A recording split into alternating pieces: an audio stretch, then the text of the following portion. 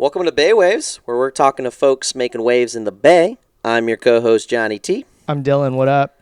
Dylan, we got an insane guest today.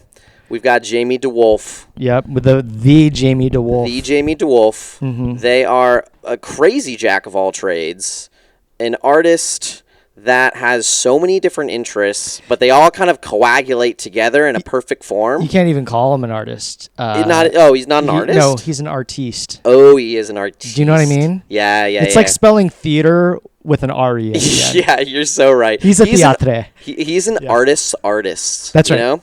That's a good way to put it. An artist's artist. Kind of like Maria Bamford is a stand-up's stand-up. Yeah, you know? Yeah. So Jamie runs the best variety show in the Bay called the Ruckus Revival. Mm-hmm.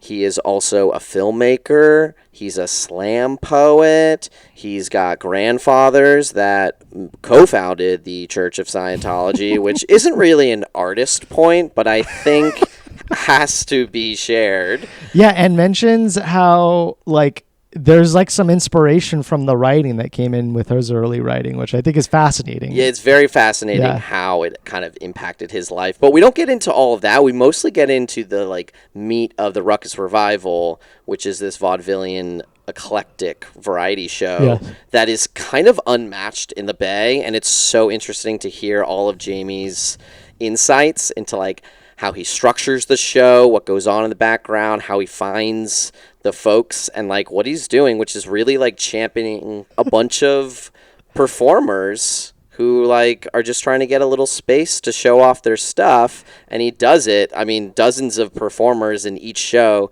and that I love that so much, Dylan, because that's kind of the mission of this pod. We have shared values. Mm-hmm. Yeah. I also like that everybody involved is a performer. This isn't some top-down, company coming in. He's like, no, I'm a host. I'm an MC. I'm a performer. The other people that help run the show are performers, and we're all just trying to, like you said, showcase, highlight, connect with Bay Area life and what it means to share some time on stage together. Yeah. Very cool. Very cool. And if you want to connect to us... Nailed it.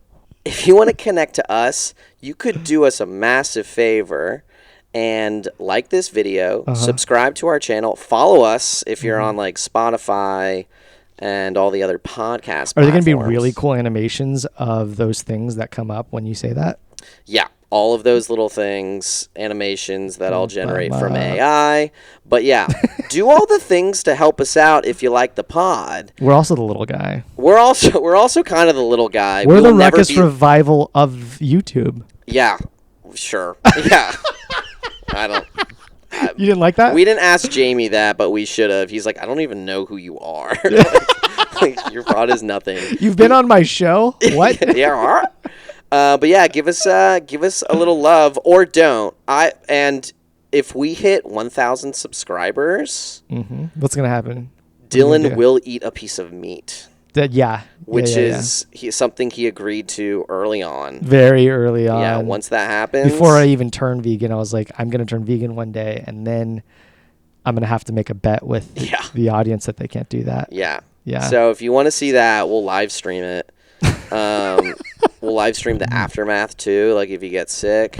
Does that mean something to somebody? Like, would an audience be excited for that sort of thing? Yeah, I don't know. I was just trying to like think of like watching some dude eat meat. Yeah, like if you didn't understand the context of like Dylan's a vegan and he has been for 20 years, then you'd be like, I don't give a fuck about this guy biting into a piece of chicken. I do think there's got to be fucking compilation videos on YouTube of people leaving veganism, vegetarianism, whatever it is, and then eating meat for the first time. First piece of meat. And I imagine they were excited. I imagine it isn't like a bunch of people throwing up. I hope it's not under duress, which is kind of what this situation would be, is like, no, you're forced into this. I'm forced into it.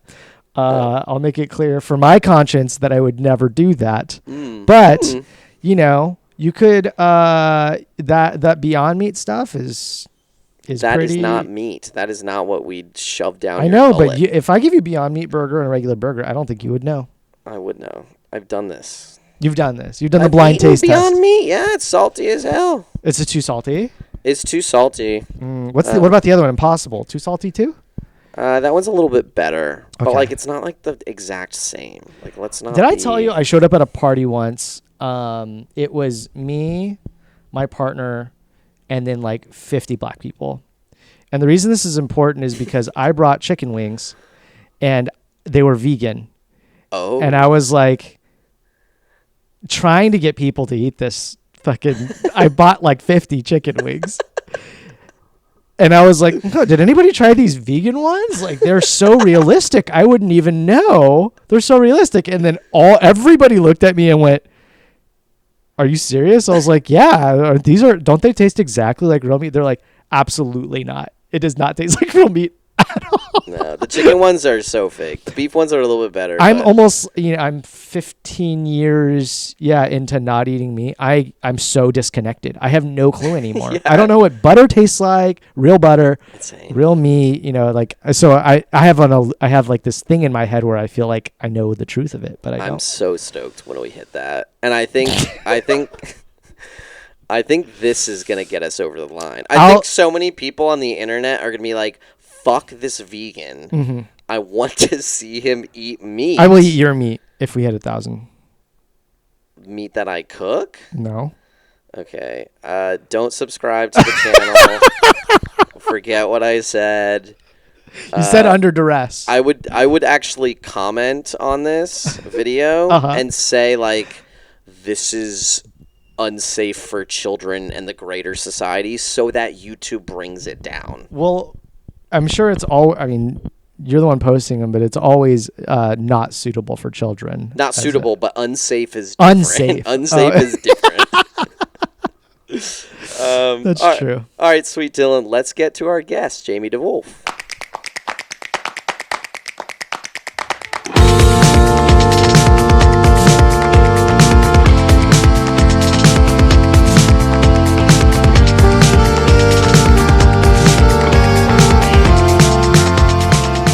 I mean, I emcee a bizarre, wide variety of events. So everything from blood wrestling matches to clown shows to circus dinner shows to burlesque comedy shows. And it was all just this sort of weird accidental side effect of emceeing my own show. And I didn't even want to emcee my show when I first started it. I didn't know what an MC You're talking about Ruckus. Yeah, when I started it. And so when I started it, I just was like, well, I have to get a host. I just want to perform in a show that's not going to kick me out. That's why I started the show. And so I asked for someone else to host it, and they said, I don't know what you're trying to do. There's no way I can host this. What you're doing is not even close.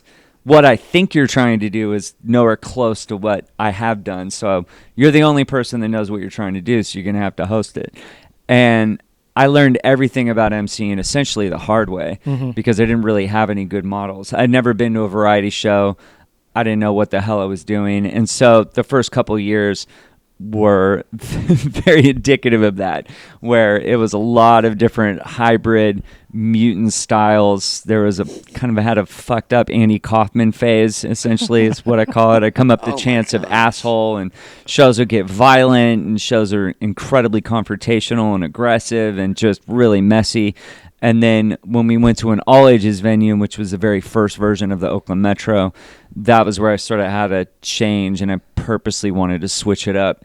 And I kind of landed on more of this sort of deranged Willy Wonka, David Letterman on DMT kind of vibe, so or whatever the hell I am now. And so, but I mean, I've gotten so used to emceeing so many different kinds of events because people would see me at that and they say, hey, we want to get an MC for this. And then you learn over time that it is a very distinct skill set.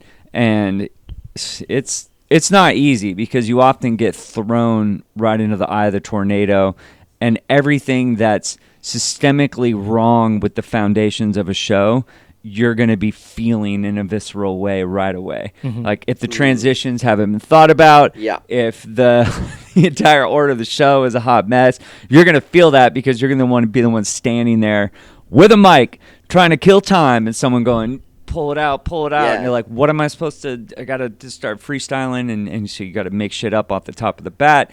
And so that's just always part of it. It's like you essentially become the default glue, and you gotta learn to roll with that, and then also know when to kind of get the audience into a frenzy, but then also sort of pull things out. What's the dynamic? What are you trying to give off as a vibe? So because all of the shows that you MC are very eclectic, a lot of chaos. You got to be on your feet for anything that's thrown at you. Yeah.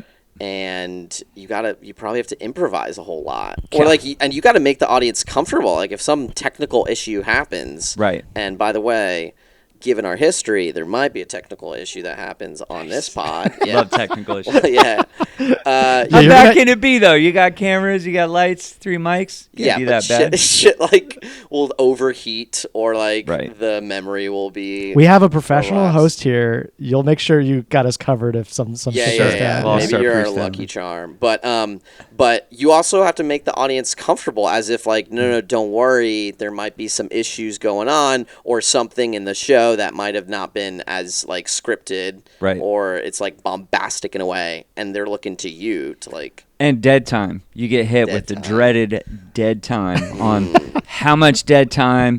And there's a point where I also tell people when I'm emceeing their show, as I say, look, some dead time, filling dead time with an MC, that's fine. But there also is a point where you just should maybe cut to a DJ, because I can talk, but you don't want someone just rambling for 5-10 minutes you're so right. because nobody else knows what to do, or how the hell are we going to transition. So I feel like I actually leveled up as an MC. I was hosting a festival. It was Symbiosis Festival with Vaudeville Society, a big old circus company. And they had all these bands. I was in the live tent, essentially. So I was hosting live bands, live performances all day. The other tents were DJ Fiesta, and this was the live performance tent. And so they're going to do this big circus, big exhibition at the end of it after all these live bands, and I don't know what happened backstage. I think that they couldn't find performers or whatever, but I essentially had to kill almost 30 minutes impromptu off the top of my head. And so I was reaching into crates for every little hosting trick I had. What tricks you got? I mean, I had every kind of crazy... I mean, and there was thousands of people in this tent, right? So you couldn't just let it die, because then they're all going to leave, right? If you say, hey, we got a circus company coming up next, everyone's there. They're all right up at the gate. Yeah. You're facing 1,000+ people. And so if you let that go, or if a DJ just comes on, they're going to wander away, and then half that audience isn't going to be there when the big heavyweights come out and then blow their minds. So they kept doing this, every time I'd look over to the side, they kept going like this. So what is this? This is just keep it drag going? It out. Oh, drag it out. Okay. Yeah, this is the telltale fucking kill time. Milk it. Yeah. Is that like the worst thing that you can see from like the side crew? Is like that motion? Be like, fuck. It can put some cold chills in you. Especially because there are multiple times that I thought I was about to bring them out. They said, okay, 1 minute. So I'm like, oh, God, we're coming up. Your minds are going to get blown. This is what you took the drugs for. We almost ready. Are we ready for some circus superstars? And then you look over, and you're building to this peak, and then you see the credit, and you say, never mind, let's get into some fun. And so I had crowd surfing contests, crowd surf races. I had lap dancing contests. I had breakdance battles. I think I was interviewing people randomly, but that's even probably the riskiest thing you can do. Yeah. I had a beatboxer that just jumped out and then asking if anybody wanted to battle him. I met a breakdancer friend of mine, Exist. That was actually where I met him at this festival, and he came in the clutch. He was a real, like, aggressive b-boy. Like, essentially, I was backstage, and I've been hosting all these different bands and stuff, and he said, Mint, came up to me and never met him before, and he said, I want to get on that stage. How do I get on the stage? And I said, well, what do you do? He says, I'm a breakdancer. I said, all right, well, show me something. And he just immediately dropped into the dirt and started busting moves and did a friggin' headspan of nothing in the dirt just in 2 seconds. I said, all right, that's useful. And so then when this whole clusterfuck happened later, then he was up on stage. It's, where's that breakdancer? So he caused that. He caused that. Yeah, he was like, I need my moment. Well, it was kind of a pivotal moment because then after that, then he started coming to Ruckus, and then now he's the DJ of Ruckus. We're actually doing a show in Humboldt, and he's part of the circus company. Dang. So it was a lot that happened from him just being that guy, throwing my hat in the ring, essentially. So, but as an MC, you're essentially the class teacher. Is a way. Yeah. That's how I explain a lot of it. I think it's an easy mistake for a lot of MCs to start thinking that it's about you, and you got everybody looking at you. You got a mic in your hand, and if you fall into that trap of, oh, I've elevated importance, or this audience is here for me, it's kind of a classic, easy new MC mistake. I see that happen all the time. They get up and they start talking about themselves. They start doing sort of half stand up or stale whatever, but they really fall into this trap of it's about me. People want to look at me. I'm the host of this shit. And I think it's actually the complete opposite. Essentially, you're leading the audience on a field trip, and you're essentially laying out the rules. What do you expect from the audience? What kind of energy do you want them to do? How wild are you trying to get them to get? What are the ground rules so that they know, are we making a lot of noise? Are you sitting quietly for when this happens? You got to convey information a lot of times, and so you got to do that in some kind of a clear way. You got to control problems if people are getting reckless or jumping on stage or whatever the fuck that can jump up. So in some ways, you're almost just a teacher is the way I think of it as well. And so you're kind of guiding the experience. So, I mean, you think about the David Letterman's, the Conan O'Brien's, etc. Those shows are oddly not about them. They're really showcasing literally all these other people, but you're just trying to give it a kind of a vibe and, you know, pushing it forward and try to stay quick on your feet. That makes sense, because like Dylan does this all the time. He tries to make this podcast about him. I was just about to do that. Dude, we have a guest, and he just keeps talking about himself. I am the Conan O'Brien of this podcast. Never works. Right. You're the Conan O'Brien of podcast. He already has a podcast. Yeah, but nobody knows about it. What I'm gonna make it about me. I started comedy before I became a teacher. I'm an educator. Oh, okay. And so people often make that, like, does one help the other? I'm like, absolutely. In this way, in this exact way. I think you explained it better than I ever would have. Yeah. But as a person, this is you I'm talking about now, not me. Not you? A director, a producer, a host, a poet. I mean, you do all of this. Is there one that you feel most connected to, or that you are more than the others, or that you care about more? Or I think I'm a weird even split of being a filmmaker in terms of that I've ever since I was young, I view that as the most complete art form, partly because you can incorporate literally everything. So even just the rhythm of editing can completely change what's happening on screen. But you have the ability of doing music. It's not just me. I mean, the frustration of being a performer is that I still am always going to be a leprechaun, pointy-faced Irish fuck, and I'm never going to be able Title of the episode. I'm never going to be able to sidestep that, right? So I can come up, I can write whatever and have various stories, but I'm going to come up, I'm wearing this costume, I am this shell. Yeah. And so you can lean into it a couple different directions, but you're still always going to be that. And Do you think that's hurt you? Do you think that I guess that's debatable. I mean, I think that I think it's just limiting, right? But when you make film, that you can write a scene of characters or really explore how these different characters can collide and intersect. You can have all these different variety of talents collaborate on one piece. You can have brilliantly funny or profoundly dramatic, dynamic individuals. You can give them scripts. They can also make it their own, and then you can add on music that completely changes the tone of things, and that even the location, and then getting into the cinematography in terms of how does it feel, the story, how is it being interpreted visually. So to me, that's always been the most comprehensive art form.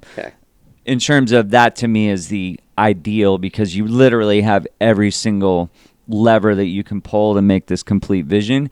But as a live performer, I think I'm probably pretty addicted to it. I don't think I could imagine just doing film. But live performance, it is what it is. And there's that adrenaline, there's the immediacy. So to me, there's also these two different paths. It's like film is this long haul, is that James Dean and Marlon Brando, they can be dead forever, but they always will live forever. It's like film is forever. That's this sort of immortal, incredible magic to it. But live performance, you get the immediate satisfaction, the visceral adrenaline of it. And there's just things that are going to happen live that are impossible, almost even on a film set, are almost impossible to recreate in terms of how do you get to those moments. So I've been definitely diametrically pulled in almost two different directions, which gets a little mind melty. There is this interesting transitional meld of what lasts and the skill set of a live performer, where you really have to be dialed in to survive in that moment, which all comes down to your energy, how much charisma can you drop, how good of a liar are you when you're not feeling it. Just all those elements. Do the show once a month, you must be sick some months. Yeah, for sure. Definitely sick or going through shit. I mean, I've done that show since 1999 on an almost monthly basis. So literally every up and down in my life, getting stalked by cults, going through breakups, being homeless, all that shit, doing it while still putting on a show and trying to get people there also. So some ways I think it's also helped me from falling into the abyss, because you have this monthly thing that is pretty unforgiving. You have to promote it. You have to pay the people that you're having perform in the show. You got to be there on time. You can't just be some narcissistic artistic fuck up like some performers will love to lapse into. You can't do that if you're putting on the show. They're all there because you said you want to do this thing, so you got to do the thing. Like a singular vision can be so powerful. Right. And I think that's what you've done for Ruckus, even though there's so many people and recurring cast and characters and co-host Wonder Dave, been doing that with him for a while. How did you find that vibe? Because it sounds like you have this new co-host in your life with robots. And I'm assuming Wonder Dave's not doing that. Not yet. I'm sure that at some point, if I get a chance to pitch my beloved Wonder Dave, I'm sure I will say, how do you feel about robots? I mean, Wonder Dave hosts Hood Slam, so he already is hosting wrestling. And we just had a Dark Sheik on last month. Yeah, Dark Sheik is the shit. Love Dark Sheik. And so I think that I don't think that robots are going to replace humans just yet. I think that this is maybe a way for tech kids to get their aggressions out, and they're not fighting the robots though. It's robots fighting robots. No, that would be amazing. I think we need that to would do be that. amazing. Human versus robot. We can create that. No, I mean, they had two different weight classes of the robots. They had booster robots, or a bit more of the lightweights. Okay. So they're about volume and speed, and then they have these heavier weights that are called G1s, and those things you could see hit hard, and they would crack each other, and they would literally be staggering backwards. And they had a riot shield in there, so where audience members could get punched by the robots. So, anyways, dude, we gotta go. Yeah, I just did the robot fighting last night before everybody thinks that I'm calling it quits on every kind of live entertainment. It was a one shot. Hopefully, we'll be able to do more. And in either case, but with Ruckus, I think a lot of it was honing an aesthetic and really staying in that aesthetic. And so it starts to take a life of its own, because we have a dark sense of humor. We want to push every kind of envelope possible. And so performers also know that our show is essentially a playground for doing acts that they can't necessarily do everywhere else. So they know that they're going to bring their wildest shit to the show. So that happens all the time. People say, oh, I have this act that would be perfect for Ruckus. And I'll say, all right, well, tell us about it. And they go, okay. So I come dressed out as a rooster, and then I get decapitated. And, you're like, all right, that sounds interesting. You'll have people just kind of pitch things over time. But I think that the base of it started, the show, its original name was Tourette's Without Regrets. And it started with just an absolute vendetta. So when I started performing outside of theater and film, which are sort of where I really started as a base, but going to different open mics and trying to figure out what I was trying to perform. And I knew I wanted to do some kind of a hybrid where stand-up felt limiting, rap felt limiting, and I had this weird mutant hodgepodge I was trying to figure out of a mix that had this bastard hybridization of theater, comedy, rap. And was this before poetry? Before you got into poetry? That sort of led me to the world of slam, because slam, that's essentially what it was. Is that there were poets, but there were also rappers, lyricists, comedians, theatrical monologuists, singer-songwriters. And what was effective about slam is that, unlike an open mic, where you can absolutely sink into a narcissistic ecosystem of a self-enclosed solipsistic state, is that because there's no stakes, right? And so that's the danger of an open mic. And half the people in an open mic, let's be fair, are there to hear themselves. Yeah. They're not there for the other performers. They're there, when do I get to go up? When do I? So your audience is not really there, because the audience are people who are primarily trying to hear themselves, etc. And so, anyways, when I was first trying to start performing in this kind of realm, that I would go to these so-called open mics, and I kept getting kicked out because I was just too loud, too bombastic, too insane, too wild. They did not like what I was performing about.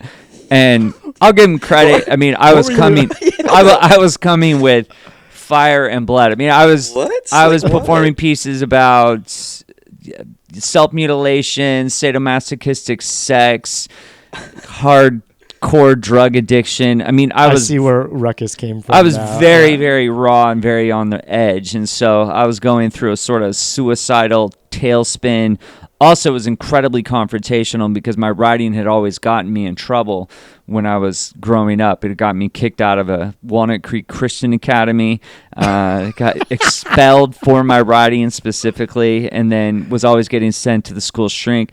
And so I had a real vendetta because I just felt I had a lot of educators and teachers who essentially saw that they just didn't understand what I was trying to do. I know your feelings towards your grandfather, but was any of this about that too? Like, I fucking hate this. And sure. I mean, well, there was always a sense ever since I was a kid that I was a writer and that writing was in my blood because of my great grandfather, L. Ron Hubbard. And so I was very conscious of him as a writer, very connected to, reading his works and so forth. So essentially that's also definitely inspired a lot of my earlier writings, where they're really wild, and I wasn't as excited by sci-fi, but I would write stories that had a lot of action scenes or horror elements, and teachers did not want that, when it came to any kind of school assignment. So I'll give you one example. So in the 7th grade, that we had an assignment about write a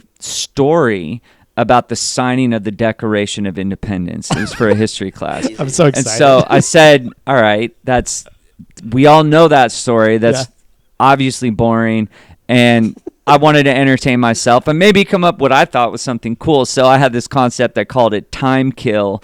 And it was about a guy who had been sent back by a time machine to destroy the future. And so he single-handedly was murdering everybody one by one at the signing of the Declaration of Independence. So setting traps for Benjamin Franklin here's an arrow flying into the door, comes out, and then is running into the snow and is getting chopped up with an axe, and and that they're getting killed one by one and taken out by this murderer in a time machine. And then the guy, you're 7. I was this is 7th grade, so however that. And I drew this big old drawing, and I made we had to write a title page, and I drew this awesome, what I thought a silhouette with lightning going through it, Time Kill.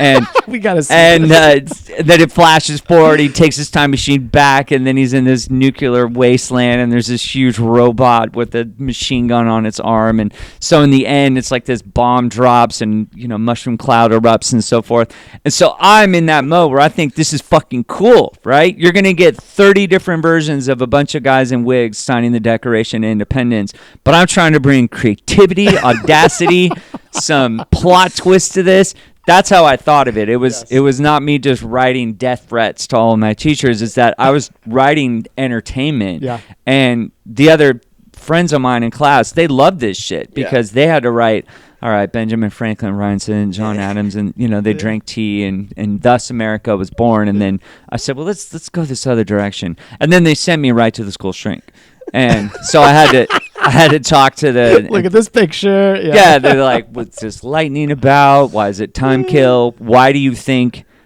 Benjamin Franklin should be killed? Why was George Washington killed with an axe? We weren't avoiding it. These guys were dying. No, you mean in the story? In the story. Oh, they're all dying. Okay. Yeah, and if I remember correctly, George Washington took an axe to the head because of course, yeah, something about his mythology. So and that's how I explained to the shrink. I said, look, I'm just trying to make a fun story, like what, sure. And also why the fuck everybody knows the story of the Declaration, but you don't know this story of time kill. So anyways, it was getting in trouble with a lot of that. So when I also started going to open mics as a mild form of an adult, the age of 20 or whatnot. You told the same story, time kill. No, didn't do time kill. I was doing more, I figured because this is in the world of poetry or whatnot, that a lot of it was confessional, so that you're writing about shit in your real life. But that's a lie, because if you live quite a wild life, they don't want to hear about that they did not want to hear about those at open mics. So they did not want to hear about self-mutilation and sex with junkies at the Barnes and Noble open mic in Concord, apparently. And apparently we're not fans. And so I remember a guy read his poem right before me. He was in his 40s or 50s. He read a story about having a sad day where I'm almost positive he rhymed rain with pain, a big early mistake. And then the end, he takes a bike ride to get out of his blues, and then sees a little child who gives him a smile, and his heart was warmed. And in the end, he says, and what wouldn't make you smile but a child's smile reflecting back? Or it was written even worse than that. Yeah. And then I go up right after and I read this whole piece about self-mutilation. I'm pulling up my sleeves to show all these nice slashes on my... I mean, I was a problem.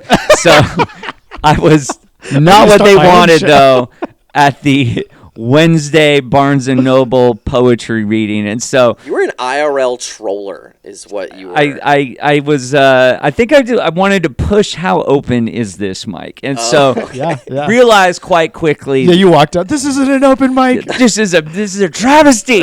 And this is Barnes & Noble's fucking. And so I had this massive chip on my shoulder. I was also influenced by a lot of different kinds of art forms. And I just realized quite quickly that poetry does not need to be safe. It's like when you say poetry, it's this very sad, sighing art form, sure. And it doesn't need to be. Like a lot of badass poets in the past were the Axl Rose of their day, Lord Byron and, these Arthur Rimbaud. Like they were very wild confrontational characters during their time.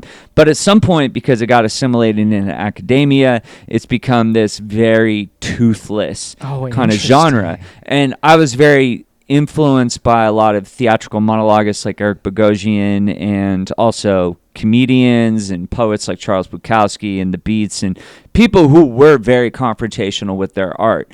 And I was also young and raw, and I didn't have any guides, so I was just wilding out. I was like a one-person punk rock concert. They did not want that at most open mics. So I started Tourette's Without Regrets as out of pure revenge, literally, and that was why it had that name.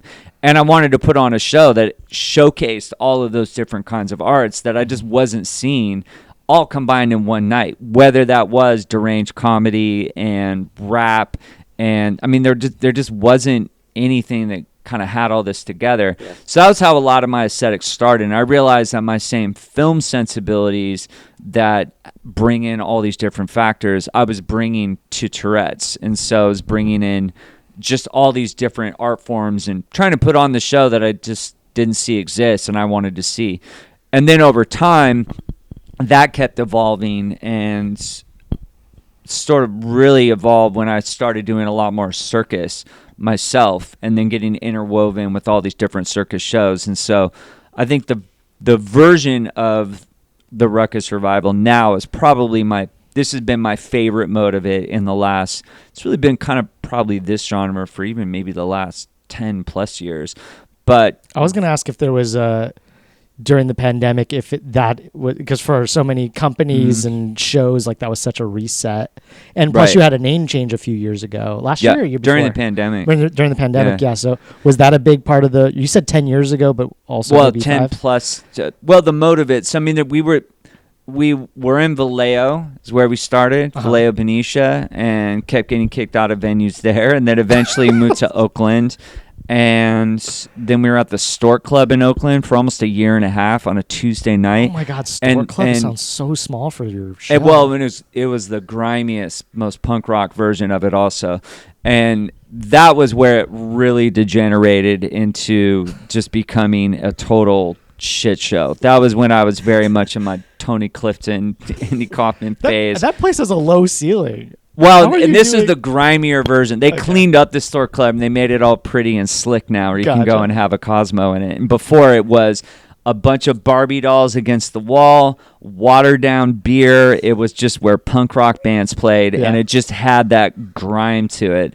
And our show had that grime to it. And so it really just degenerated in terms of pushing all those different elements of shock and obscenity and mess, and it was really kind of pushing what is chaos. And you learn over a time that chaos isn't actually what you're looking for, that you want the feel of that kind of the wild freedom of uninhibited art, but true chaos is sloppy, and I don't like sloppy. So then when we transitioned to the Oakland Metro, that was when Tourette's really took on its kind of new motor in a way. And I was modeling a lot of it actually off church in a way, whereas before it was probably closer to kind of a punk rock shit show. And then I started modeling it off more of a cult church variety show. It has the singing at the beginning. You have your mission at the top. Yeah, rules, I see that. Rules, getting the audience to be communal,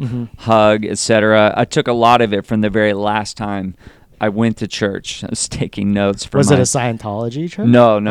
I grew up hardcore Christian. I didn't grow up Scientology. And thankfully, or I don't know. I don't know which is better. It's a very unpopular sentiment. You might have loved it. It's possible. Yeah. I would have learned some real social skills and be able to stare at people without blinking for. Can you imagine if you were like the MC of like some Scientology masses? You probably had a chance to. Yeah, their emceeing, their style is so corporate business corny. Is a sad thing. That's what people kind of forget. I mean, Elron was the kind of swaggery cowboy rock star of Scientology, but I mean everybody else, they're all just a bunch of corporate shills. Like the guy running it now, essentially, he sounds like he could be the CEO of Disney or some shit. The way that they come out and they say, our missions are expanding across the world. Gotcha. Anyways, Scientology aside, I can go off on that in the deep dark hole for a long time. But so then with Tourette's, it really started to incorporate a lot more circus, burlesque, aerial arts, things like that. Yeah. And so I think that we really honed in that formula where I wanted it to be incredibly fast-paced, to be really, really slick in terms of its transitions, because I saw what chaos and sloppy. We had lived that and done that. I wasn't interested anymore. And over the pandemic was a reset in terms of, we lost our main venue. The entire Bay Area performance scene was utterly shattered, which a lot of people who don't put on shows probably don't know the totality of. Mainly because they're not aware of how many venues went under, how many vanished, how many people have left. I mean, the whole audience, the demographic is essentially different. And we were doing a lot of shows over the pandemic, which were insane and wild because those are completely no holds barred. And so we could also have performers from across the world, which is awesome. No one had to physically be there, of course. So that was fucking amazing. And I've been wanting to change the name of the show for a while, partly because I realized that when we had done shows on a larger national level or done showcases at festivals or so forth, that if you've never been to Tourette's Without Regrets, the name is just too limiting. If you saw a bunch of shows and you saw that name on there, if I didn't know what it was, I would assume it was people shrieking at each other for 2 hours. Sure. And that just did not encapsulate what the show has evolved into, which is a much more wild, freewheeling, and verbal components is always an essential bedrock of it. It's kind of like a three-ring circus in some way. We try to have a rule is it's everything that you can do with essentially no frills. So there's like we could do an entire a cappella show if we had to, and we have. So I mean, where you can have comedians, you could have freestyle battle MCs, you could also have circus performers, burlesque performers, etc. So merging them all together. Also, I love all these different art forms, and I think a lot of different shows.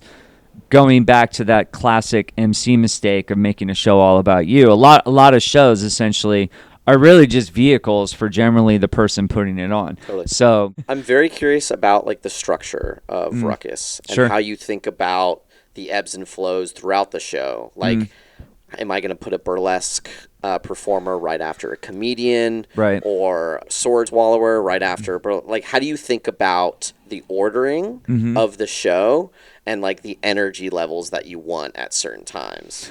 Right, good question. So we definitely view it almost as a formula. I have sort of a visceral formula. It's in my head. Even when I'm putting together a lineup, I'll just feel, are we leaning too hard in one direction? Okay. And do we have a moment that's going to be surprising, that's going to be shocking? Do we have something that's going to push the envelope in some direction, whether that might even be just mess? We'll look at a lineup and say everything is too clean and too pro here. We want something that, one of the reasons why I love mess is it reminds an audience, no, you're fucking sitting right here in a chair. They're going to throw fluids, because there's not this removed, so it makes it visceral. Also, it makes it unpredictable, and so that's one. And a lot of it is a balance. We also have to go off people's drug intake. So me and Wonder Dave have learned the hard way that there's a certain time that just no more talking after that. So we've learned that where there's just a verbal cutoff time where after a certain time that there's only a rare breed of comedian that's going to be able to hold their own, because half that audience is going to be tanked. Right. Oh, okay. So is that later in the show then, I'm guessing? Right. Yeah. Right. So we know though that there's certain comedians that shine in that environment. Yeah. And they're able to go up with half a fucking drunk ass rowdy audience, but they've been there before, but they have that kind of aggro quality. Yeah. You can't be the cerebral, zany, weirdo, quirky type if half the audience is tanked, because they're not listening to puns. Yeah. At that point, you got to grab them by the hair. So there's certain comedians that can do it. And so sometimes, especially back before the pandemic, we used to have 2 feature comedians at every show, and we'd have our earlier feature and our late feature. And so we would really gauge on, all right, well, are they an early style comedian or not, or a later one? And a little more cerebral is going to be earlier. Exactly, where they can be quieter. They don't have to come out and be like, "What's up?" They don't have to be like, "What's up, motherfucker?" Like they can be like, "Have you ever thought? Have you ever thought?" Like they can do that. And so we also learned that with the slam, because Dave and I we also met in the world of slam as well. Oh, cool. That was how we met, as both as performance poets. And I think also why me and Dave gravitated towards each other in the show is that also both of us just get kind of bored with one genre. I mean, Dave loves doing all kinds of shit. He can act, he can host wrestling, he does comedy, he can do storytelling, performance. And that's also some of it as well, as we just get bored of some shit. Sure. Like even the world of slam, I felt that got really limiting. I think comedy itself can be very limiting, just in terms of sometimes I might want to talk about some real hardcore raw shit. And comedy, if you're a comedian, they're not expecting, I mean, they don't want that, obviously, if they came to be entertained. So shaking all those things up in terms of the aesthetic. Do we have things that hit hard? And in terms of the lineup, we definitely try to switch things up where nearly every act you're switching the mode. And so if you have a comedian, then right after that, we want something physical. If you have something hot and sexy, then we want to change that skill set right after. You don't want to have 5 hot, sexy people in a row, because this just becomes, your audience just starts to turn it off. But if you have someone swallow a sword, and then you have comedy, and then you have someone do beatboxing, then the audience is also constantly engaged, and they don't know what's coming next. So we also learned back in the day is that I don't announce what's on the program. We don't really say what's coming up next. We also don't have an intermission. We got rid of that. and to a lot of our venues don't like that, but we used to have an intermission. I said, what is this for? This is they wanted more drinking, more drinks, buy some drinks. And it just did not do anything good for the show. Yeah. Partly because our show's a locomotive, and we want it.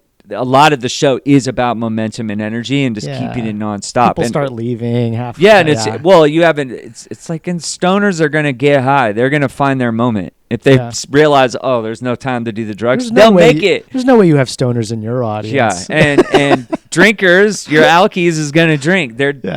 They could be a fucking Hamlet, and they'd be like, "Can I just get up and get?" Yeah, totally. I'm getting it. So they're getting that fucking itch. And it just, even if you have a 15-minute intermission or 10 minutes, if you say it's 10 minutes, it's going to be 15, and then you have to go refine fucking every performer again. Yeah. It's just a stupid mess. And so, as soon as you got rid of it, the show improved, and it made it more expensive because now we got to fill those 15 or whatever with all these other future performers. But a lot of it is the momentum and the energy and the so forth. And some of it is also dictated by the performers themselves. The freestyle rap battle is nearly always at the end of the show, partly because rappers are the most notoriously late, flaky performers on the planet. That's wild. And I'm sorry, rappers. That shit is just fact. And I've seen that with other people's events as well. So, and it drives me insane, though, because circus performers, total pros, right? Because we're in professional fields where you don't get to show up late on beyond some. So what happened was, because you just lose that gig, you get fired. Or there's whole companies that you do runs with, and you're dealing with real producers who don't have time for that shit. You can't be a liability, right? But man, rappers. So because ideally, I mean, if I had a model, right, like how our dream model would be is that you kick off the show, you have rules, you have the dirty haiku bout, and then we'd have the prelims of the rap battle to kick that off, so the audience sees some of these and MCs. Then come back later. And then you have the slam where you switch it up, or you have people who are able to do styles but for a little longer, and then you go to some circus, burlesque, and then you come back to some of those rappers. So now the audience knows essentially which of those rappers they're rooting for, which ones they want to take it, and we were able to pull that off. It was awesome, but dear God, like, it just was such a fucking hassle. I have a real weird question for you. Yeah. I've been to a few of your shows. I performed at one. I did the Dirty Haiku. You did? I did. So I took this photo and I was like, this might be the best photo I've taken in my entire life. and I'm realizing this is actually because you probably know who it is. I don't even know if I want to know who it is, but it is. Oh, I know who that is. Yeah. Is that your betrothed, by the way? This is not. This is not. Okay. And you caught a rare picture of them without a pig mask on. So this is pig. Okay, this is some black market please describe currency here. This is the famed Dizzy from earlier. Yes. And great name. Dizzy from earlier, aka the Mistress of Mayhem. Dizzy from earlier took over from Honey Bunna, who essentially was, in the pandemic, it was myself, Wonder Dave, and Honey Bunna were the sort of core team, and then Lola, aka Little Glitter Bomb, was also jumping in a lot of shows. And then when the pandemic went down, Honey Bunna literally had a kid and got married and moved away. And so Dizzy from earlier was a natural takeover. And Dizzy from earlier, I often call our prom queen or our team mascot, because their energy is so much a ruckus encapsulated. So that's exactly what this photo is. Right. So Dizzy is a combination of being incredibly hot, utterly weird, ruthlessly strange, a total showboat, but also always a little ugly. Like, that always wants to make it weird. That's like we'll why I love strip in front of strangers, but be wearing a pig mask and make you feel weird about it. Yeah. Also is also a strange mercenary of the arts. They also produce their own show. They also professionally do lighting and produce whole like technical aspects, so they can be super pro, but they also have that same taste for actual ruckus of the hurling of meat and splattering of milk and so forth. And so Dizzy, who pretty much almost every show we have do a moment of mayhem, because we'll look at lineups and we'll say, is there enough carnage in this. And Go to Dizzy. Yeah, and Dizzy will just be like, got it, boss. And we'll essentially, we'll call it a moment of mayhem. And literally the whole goal of that moment is to do short carnage chaos to remind people that you're at fucking Ruckus Revival. So wait, what is carnage chaos? What do you mean? Like, carnage chaos is essentially... that a term, or is that like something... No, it's just a catch-all. So, I mean, that could be spraying champagne. Here, this is a hot dog. This must have been our Fuck America show. Yeah, throwing hot dogs at the... throwing hot dogs covered in mayo in the audience. It's And so Dizzy's going around collecting all the hot dogs so they're not sitting on the ground. She's got like a cigarette in her mouth. Cigarette in her mouth, ski mask, boots, looking like a Sex Pistol robbery over here. I showed it to my brother, and my brother's like, "You're absolutely right. That's probably the best photo you've ever taken." And so we've both been obsessed with this photo. And he lives in LA, so I sent him a canvas print, and he now has this up in his office. This guy's a librarian. He's a librarian. Oh my God! This was one of the first things Dylan told me about when I first met him. Yeah. Dylan. Oh, really? Yeah, you fucking love this photo it's my so favorite much. Photo. Yeah, and I agree. It's the best photo I've ever seen, taken from just a normal camera by an amateur. But yeah, Dylan gets giddy about these photos. I can't wait to tell Dizzy about it. I mean, Dizzy has one of our favorite photos of Dizzy. We actually ended up using. It's on the current flyer. It's the main photo on our website, and it's Dizzy crouched on a stage, wearing very little, with a pig mask, a flaming Molotov bottle of champagne, and doing a grinder, like literally metal sparks flying while wearing a pig mask. Oh, and I think this is probably one of our favorite crews, and people ask, why is our crew kind of different? And I think there's two major factors. One is that everybody that works for the show, makes the show happen, are all performers. Mm-hmm. So they're all completely shameless and will do anything at the drop of a hat. If we said, fuck, we got to do the next half hour naked, they'd be like, all right.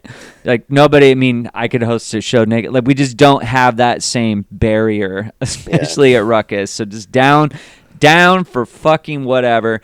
But also everybody is a mercenary performer, and they've also all put on their own shows and are currently putting on their own shows. Cool. So everybody knows what a show needs. Mm-hmm. So we all know the monster of dead time. We all know of energy and momentum, jumping in whenever something needs to happen. And also the stress if I'm fucking on edge or whatever because some shit's not working.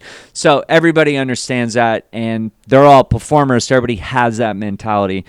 That's a huge one. And I think the second one, which is my own sort of personal feel, is that we're also all no drama. Nobody has any interest in fucking drama, and that cannot be said of other shows. Yeah. So all of us are pretty cynical bastards, very loyal to people that we love, and we generally just want performers to get up, rock it, do their thing, but and be their best version of themselves. But we don't have any interest in fucking scene bullshit, scene drama, rivalries, whatever. Mm-hmm. Pretty much to all of us to a T. I mean, if there's problem people or assholes or predators, of course you need to know that. But there's other shows that are just fucking rife with drama, and a lot of that comes down to the people involved, and that they love that shit or they feed off it or whatever, and we're just like, fuck it, we're trying to put on a show, and we don't have any interest in this other bullshit.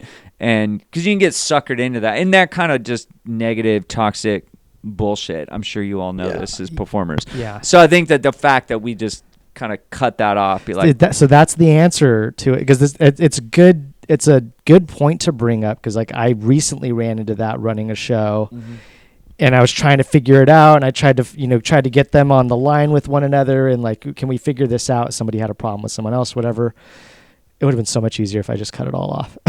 Just been like, no, then don't do the show, and then we'll just have a good time doing the show. Yeah, or you get to do it in September, you do it in November, whatever, and you just try to sidestep it, and just trying to cut all that shit away, because especially when you're dealing with performers, and we're dealing with every genre of performers. So I'm dealing with battle rappers who definitely have their own very distinct kind of personalities. I mean, these are people that their main art form is insulting the shit out of strangers in trade for being insulted themselves. So you have to have a pretty sturdy ego to be able to survive that. Yeah. I mean, I wouldn't fucking like that. So, I mean, we were going to do it right now. I had a birthday. I invited some of our top battle rappers to do a birthday roast of me. You did a roast. Yeah, I've also had a roast done by battle rappers, and it's the best, right? it was a psychologically cleansing cut moment. too deep. But Jesus, fuck. I mean, especially if they're just good battle rappers, because I realize I'm like, fucking God, they're able to use dirty tricks. And they could just lie and say shit that is not true. You're not defending yourself. Yeah, and I was not, and I made the mistake of not battling back. I just was, let 'em. I was tied to a chair, and it was fun. The audience loved it. The best part of a roast is being able to do all of it back to everybody. Yeah, and I did not make that smart choice. So instead, I thought it might be fun to just get served up or whatever, But good fucking Lord. Yeah, just the underhanded shit they can throw on you. So, this was for your birthday? Yeah, it was for my birthday. Assuming there's no drama, do you have like a minimum? Yeah, or minimum drama. Do you have like a dream guest or a dream like performance? Maybe you're doing everything that you want in your own show right now. But is there like one person or one act to be like, I would kill to have that in Ruckus? That's an interesting question. I have to really shift up my mind because, are we thinking, is it some utopian grab-any performer from history and Gigi Allen does a 3-minute song and evacuates the venue? I actually would not like that. You wouldn't want Gigi Allen there? No, Gigi Allen's one of those people. Sounds a lot more awesome on paper. I guess awesome if you want to. Is he dead? Yeah, way he's dead. Yeah. Way dead.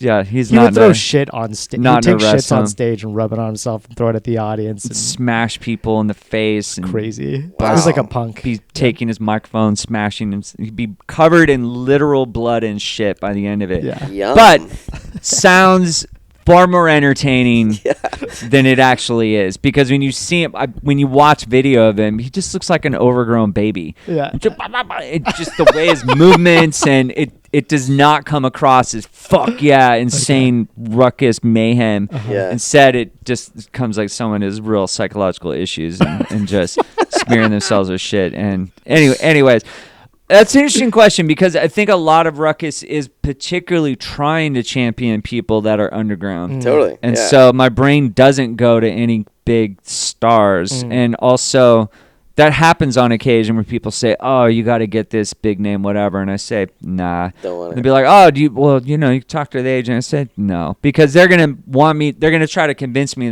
that they are going to, that the whole audience is there for them, that they deserve all the money, etc. And that's just not what our show is. Cool. And so every now and then we have to, someone will blow up and they'll hit a point where we just can't afford them anymore. Yeah. So we used to have Butterscotch, the beatboxer, used to come and rock it at Tourette's, and you was had awesome. a Netflix stand-up on recently. I mean, you still get bigger names. Yeah, and a lot of them, and we love it when they come and they're slumming it, or you know what I mean. Or they started there, or they know what we're about, so they're down, and they like performing there. Yeah, so that's fun for them. But yeah, we try to tell people right away, like, if you're trying to do this show for some big paycheck, this ain't the show. Right. So it's just not possible, because I mean, that's also, you have too many people. I mean, we're the only variety show that I know of that literally gives out money to strangers every month. And so $300 for the rap battle, $100 for the slam, for the dirty haiku bout, and giving away random audience contests. And obviously we don't need to do that, but I mean, that is part of the formula of the show, partly because I believe in trying to give other people a shot, to not gatekeep. And like, that's how I became a performer. That's how nearly everybody I know that's amazing, that's what happened. And so you have to find somehow of that slot. And so I think that we've elevated ourselves above an open mic, partly just because open mics have their place, and our show is just too fast paced, too much going on, where we realize, okay, we only have so many open slots that we can actually do and make this fast, right? Keep the momentum up. But there's so many badass performers that have came out. I mean, really everybody that we rock with these days, they're all especially a lot of battle MCs, when they signed up that first time, nobody knew who they were. And they made a name by those performances and by showing up live and making a name and a reputation for that. Yeah. So I'm thinking, we're sort of like a playground for performers is how we think of it as well. And we don't have any corporate overlords, so that helps. I think I have some fun stuff for you, just in case you're nice. You're really into. I do a puppet show once a month. Holy shit! Where do you do that? All Out, same place. Wonder Dave. Actually, Wonder Dave's been on the show. My God. But big fan of puppets. You're welcome to do the rest of the podcast in puppet form. That's incredible. Yeah, that's pretty cool, huh? We got to get some puppets at Ruckus. Yeah.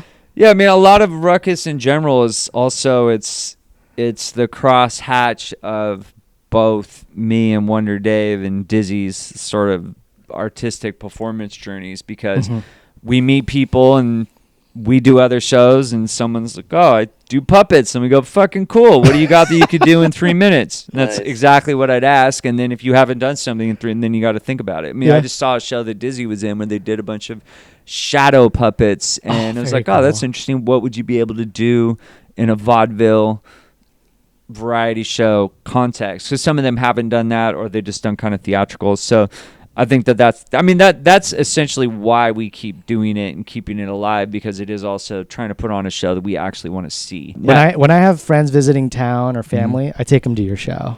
Yeah, I'm like, this is Oakland. Like, you're not going to see this anywhere else. And it's very, very Oakland. The Bay Area is at a really interesting transitional point. I mean, I think you see a lot of folks who were doing shows before who are continuing, and a lot of folks that got blown out and are doing shows in maybe other cities and everything else. I mean, it definitely feels like a new era.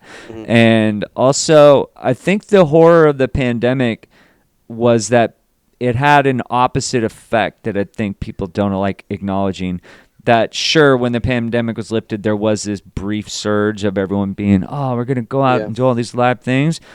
But I think also a lot of people got very used to, oh shit, I can just live at my house and live online. Totally. And they became more comfortable with it. Yeah. And I feel like it aged a lot of people almost 20 years. You had people going to a lot of shows, and all of a sudden they turn into a 50-year-old person. They're like, I go to shows. Yeah. I thought we were going to have the roaring 20s, Yep. you know? I was like, oh, this is going to be so much fun. I'm going to be living in a historical moment. Yep. But then a lot of people are like, it's 9 p.m. I'm going to have my herbal tea and go to sleep. Yeah, they and aged it's up. Like, what the fuck? Like, They aged up, and then you have with the double whammy of the generation now, many of which had a very online existence. They don't know how to go outside already, and then now they are the 22-year-olds. They're supposed to be fucking up and causing personal apocalypse in their life, and now alcohol is on the descent. Yep. They don't drink as they much. Don't drink. They're terminally online. They don't even fuck as much. These are the oldest. It's true. They don't have driver's license. I moved out here in 2020. Yeah, they don't care about getting their driver's license. That's true. So it's a big thing. Yeah, I drove them drinking and driving, right? I drove 4 people home the other day, and none of these adults had driver's license that I never met. It's crazy. Yeah. In the 90s, do you remember in the 90s there was a lot of people letting her rip? Does that ring a bell for you in the 90s? Letting her rip? Yeah. Did you ever let her rip in the 90s? Let that explain that. Okay, explain that. Sentences together. I could explain that. So in the 90s, a craze happened. It was basically BattleBots. I mean, you're kind of in the future of BattleBots right now. And then Beyblades. Okay. And here, go ahead. We think because you are emceeing robot fights, we think we should do a different type of fight. Okay. Which is Beyblading. Oh, here it is, dude. There it is. So we call this segment Beyblading in the Bay with Bays. And we're going to battle with Beyblades.